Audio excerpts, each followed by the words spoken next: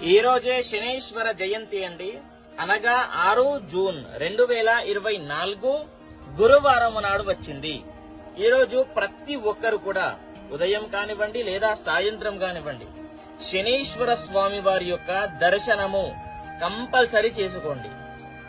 ఓకేనా? మరియు ఆంజనేయ స్వామి దర్శనము కంపల్సరీ చేసుకోవాల్సిందే. చూడండి, విశేష ఫలితం ఉంటుంది. చాలా మంది కూడా చాలా కష్టాలు అనుభవిస్తూ ఉంటారు. కంఫర్ట్ లైఫ్ ని అంటే లగ్జరీ లైఫ్ ని అనుభవించరు. చాలా మనశ్శాంతి ఉండదు. వాళ్ళందరికీ కూడా శనీశ్వర స్వామి వారి యొక్క అనుగ్రహము మీరు పొందారా?